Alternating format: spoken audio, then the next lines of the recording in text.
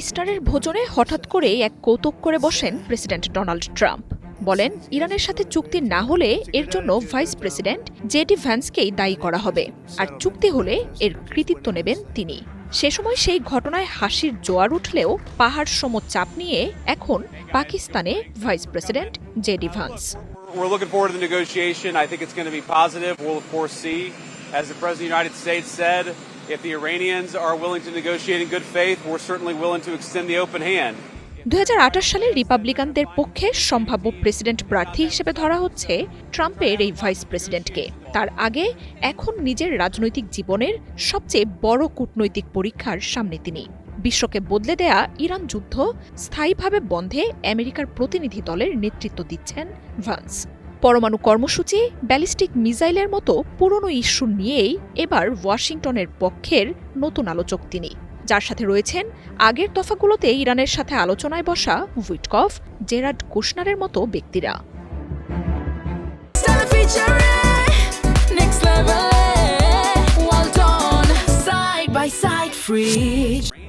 Vice প্রেসিডেন্টের দায়িত্ব পালন করা 41 বছর বয়সী ভ্যান্স সবচেয়ে চ্যালেঞ্জিং দায়িত্ব নিয়ে বিশ্ব রাজনীতির আলোচনার কেন্দ্রে। বিবিসি বলছে ইসলামাবাদে ভ্যান্সের সফর মাইন ভর্তি মাঠে হাঁটার মতো। স্থায়ী চুক্তিতে পৌঁছার আগে কয়েক ধরনের অংশীদারদের সন্তুষ্ট করতে হবে তাকে। 6 সপ্তাহের যুদ্ধে এসব অংশীদাররা সবার প্রতি সবাই অবিশ্বাস, অনাস্থার চূড়ান্ত স্তরে রয়েছে। সম্ভাব্য প্রেসিডেন্টের পররাষ্ট্রনীতি কেমন হবে তা নিয়েও চুলচেরা বিশ্লেষণে নামবে আমেরিকার শত্রুমিত্ররা। সবচেয়ে বড় ব্যাপার, শান্তি স্থাপন ও সবকিছু ধ্বংস করে দেওয়ার পরস্পর বিরোধী বার্তা দেয়া ট্রাম্পকে যে কোনো চুক্তির ব্যাপারে সন্তুষ্ট করতে হবে ভ্যান্সকে।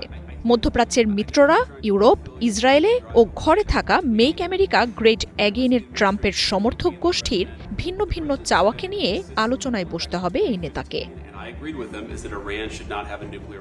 যুদ্ধের বিরোধিতা করে এর আগে ট্রাম্প ও ভ্যান্সের মধ্যে মতবিরোধের কথা জানিয়েছিল আমেরিকার গণমাধ্যমগুলো।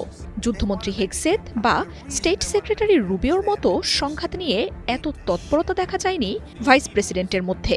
বিশ্লেষকরা বলছেন মধ্যবর্তী নির্বাচনের আগে সুনামের কোনো ক্ষতি না করে যুদ্ধবন্ধের দায়িত্ব দিয়ে ভ্যান্সকে মিশনে পাঠিয়েছেন ট্রাম্প।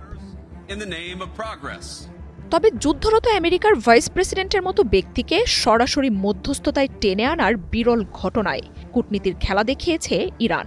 গণমাধ্যমগুলোর দাবি, ভ্যান্সকে মধ্যস্থতায় টেনে আনতে দাবি তুলেছিল তেহরানি। কুশনার ও উইটকফের ব্যর্থতায় শেষ পর্যন্ত তাতে সম্মতিও দিতে হয়েছে ওয়াশিংটনকে। আলোচনায় সফল হলে ট্রাম্প প্রশাসনের বাইরে নিজের রাজনৈতিক অবস্থানকে নতুন উচ্চতায় নিয়ে যেতে পারবেন তিনি, আর হারলে মধ্যপ্রাচ্যের সম্ভাব্য দীর্ঘস্থায়ী যুদ্ধের মুখ হয়ে উঠবেন ভ্যান্স। যুদ্ধের মধ্যস্থতায় ইরানের হারানোর তেমন কিছু নেই। দীর্ঘস্থায়ী সংঘাতের প্রস্তুতি রয়েছে বলে আগেই জানিয়েছে দেশটি। তবে হরমুজ বন্ধ করা, ইউরোপের মুখ ফিরিয়ে নেয়া ও জিনিসপত্রের দাম বৃদ্ধিতে ঘরেই চাপে পড়া ট্রাম্প প্রশাসনের অনেক স্বার্থ ও অনিশ্চয়তা জড়িয়ে এতে।